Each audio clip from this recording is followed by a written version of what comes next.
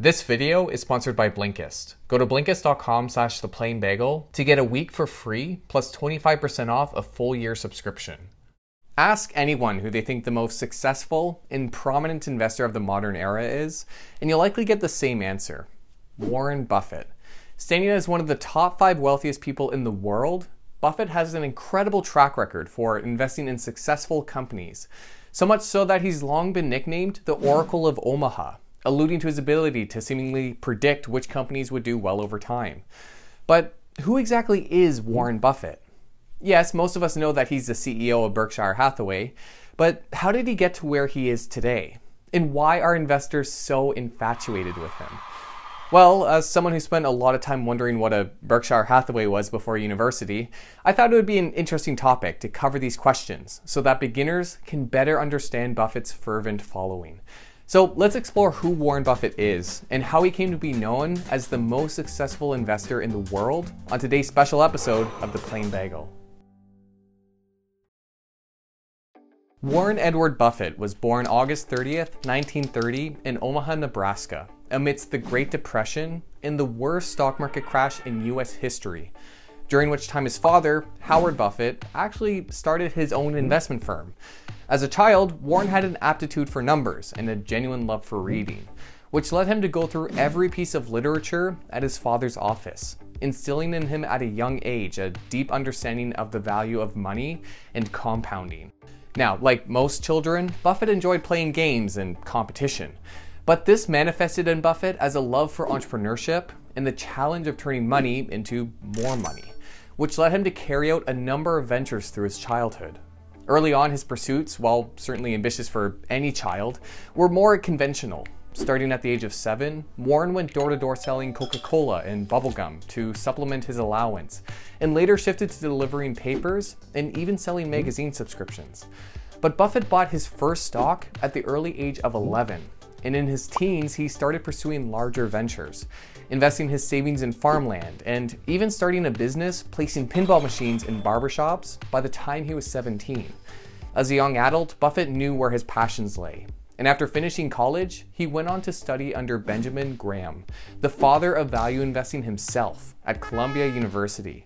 Value investing refers to the practice of using fundamental research to identify cheap stocks. And Buffett had read a book by Graham and David Dodd, another prominent investor at Columbia. After failing to get into Harvard, Buffett wrote a letter to Dodd asking that he be admitted to study under the two famous investors, to which Dodd obliged, allowing Buffett to learn about stock analysis from some of the brightest minds in the field. In fact, Buffett went on to work for and develop a close professional relationship with Graham, and it was from this mentor that Buffett actually picked up his famous 2 rules of investing. Rule number 1, never lose money. And rule number 2, never forget rule number 1. Outside of investments, Buffett dedicated time after graduating to take a Dale Carnegie public speaking course. While probably not viewed with the same esteem as his degree, it's here where Buffett mastered his communication skills and became a captivating speaker. In fact, Buffett himself attributes much of his success to this course. And if you visit his office in Omaha, you'll see that it's the Dale Carnegie certificate, not his Columbia master's degree, hung proudly on his wall. Now equipped with the education to launch his career, Buffett took some time to work for his father's and Graham's companies before starting his own partnerships. And with his entrepreneurial capabilities and success growing money, he quickly started accumulating wealth, becoming a millionaire by the time he was 32. But up until this point, Buffett had made most of his money employing a cigar butt investment approach, whereby he purchased troubled companies at a deep discount with the hope of getting one last puff out of them. While this was certainly working for him, Buffett's business partner and friend Charlie Munger would eventually move him away from this technique, convincing him to shift from buying fair companies at a great price to great companies at a fair price. But not before Buffett carried out what he now calls one of his worst investments of his career, a failing textile business in America, known as Berkshire Hathaway. You see, before becoming the holding company we know today, Berkshire was a struggling firm in a dying industry. And while Buffett had purchased shares hoping for a rebound, he eventually realized that the industry in North America was going extinct. As fate would have it, Buffett had a dispute with management over a 12.5-cent difference between what he said he'd sell his shares for and what management was offering him. So in a moment of spite, he bought the company and took over. As CEO, he eventually shifted the business to insurance. And using the money the company had put aside for insurance claims, Buffett began acquiring businesses and growing the holding company rapidly, investing in a wide range of operations, including a chocolate company in California, a mattress mart in Nebraska, and other more well-known names like Coca-Cola, American Express, and the Washington Post.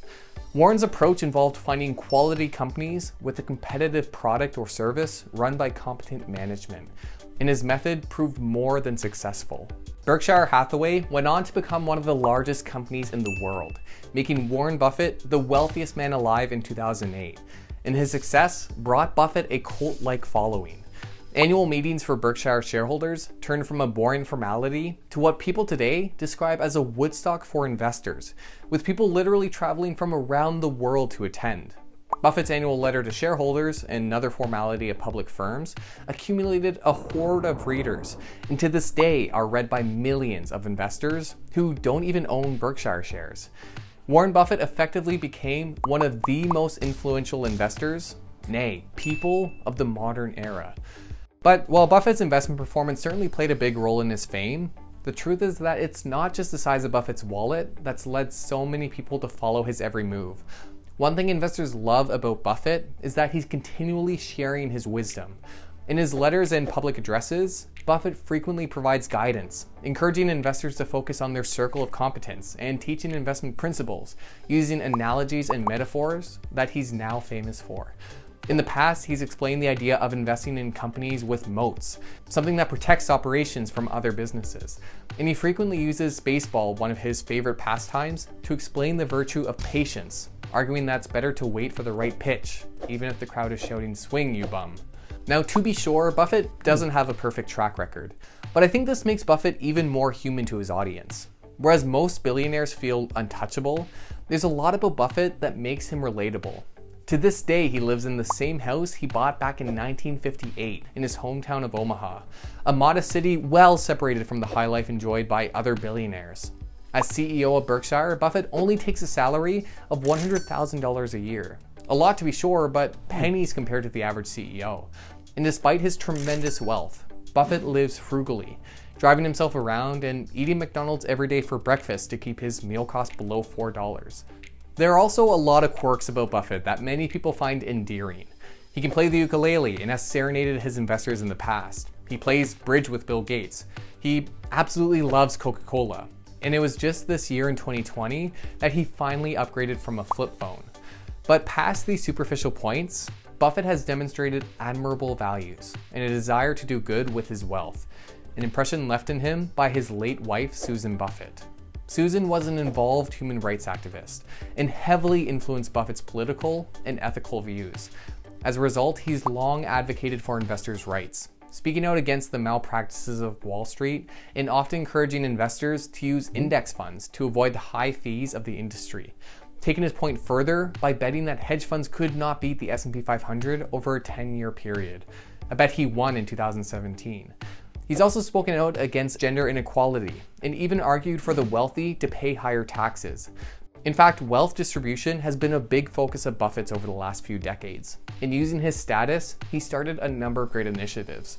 Every year, for example, Buffett holds a luncheon auction where wealthy individuals and business leaders pay millions just to meet and dine with Buffett himself, with all proceeds going to charity. But his most notable philanthropic gesture is easily the Giving Pledge. In 2006, after the passing of his first wife and not understanding why a single man should have the amount of wealth that he had accumulated, Buffett promised to give away 99% of his assets, which today stands at an estimated $75.5 billion, with funds going primarily to the Bill and Melinda Gates Foundation, a charity with a number of different focuses. After becoming the wealthiest man in the world, Buffett gave it all away. And past his own contribution, Buffett encouraged other wealthy Americans to follow his lead and pledge 50% of their own wealth to charitable causes, a pact that over 300 people, including Bill Gates, Mark Zuckerberg, and Elon Musk, have taken. This movement earned Buffett the Presidential Medal of Freedom in 2011 and the lasting respect of many people around the world. So, That's who Warren Buffett is. One of the wealthiest men alive, a builder of a Fortune 500 company that today is worth roughly $500 billion, and philanthropist. It's easy to see why so many people around the world adore him, and why investors hang on to every word he says.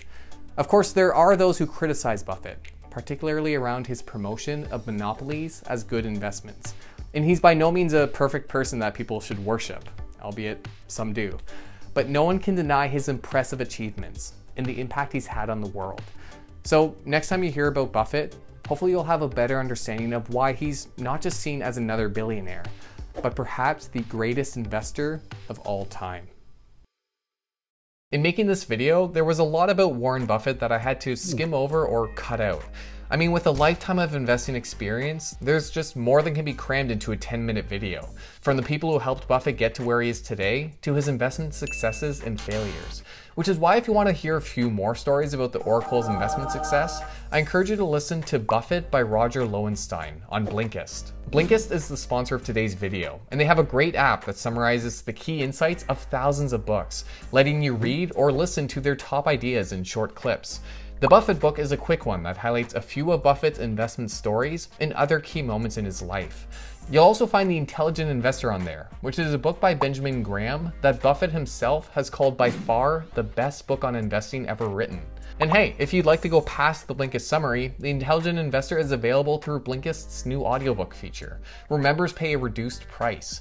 But even if you aren't an investment enthusiast, there are a bunch of other topics you'll find on the platform, including science, history, even philosophy. And if you want to check it out, the first 100 people to go to Blinkist.com/theplainbagel will get 1 week for free, plus 25% off the full membership fee. So while not everyone can read as much as the Oracle himself, I just read and read and read. I probably read 5 to 6 hours a day. There's thankfully Blinkist. So click the link in the description, support the channel, and start learning today.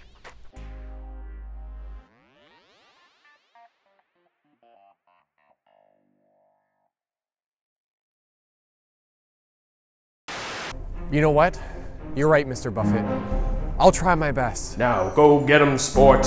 Thanks, Mr. Buffett. Anytime, Richard. Berkshire Hathaway!